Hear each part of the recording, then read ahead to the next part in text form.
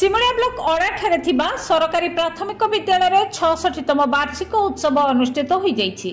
सकाळ संस्करण रे उद्घाटन उत्सव रे विद्यालय प्रधान शिक्षक प्रफुल्ल कुंवर अध्यक्षतार मुख्य अतिथि भाव में खैरा ब्लॉक शिक्षाधिकारी गदाधर दास जोगदे जगन्नाथ प्रतिमूर्ति रे प्रदीप प्रज्वलन करी शुभ उद्घाटन करथिले। सम्मानित अतिथि भाव में सिमुलिया ब्लॉक बीआरटी विश्वम्बर पंडा और त्रिशूलपुर प्राथमिक विद्यालय प्रधान शिक्षयित्री झुनर बाला खुंटिया जोगदे वक्तव्य प्रदान करथिले।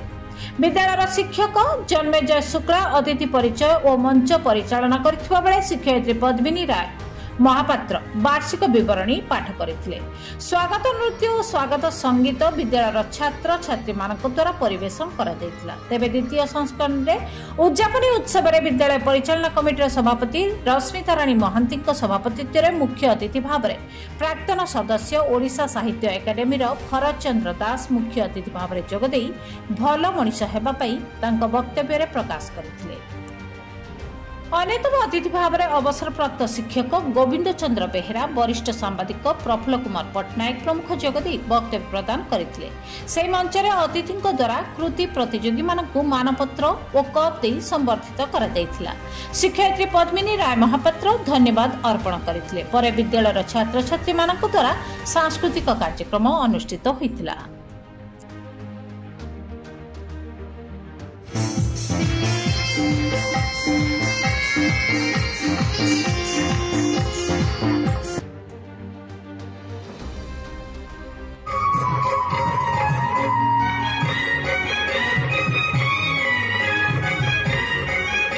से पिला अछंती जो माने पढुछंती से भी अछंती जो माने आगामी में पढिले से भी मंत्र आशीर्वाद करछंती करी तीनटा पीढ़ी का अपूर्व अनन्य सुकन्या रचिति ओरा प्राथमिक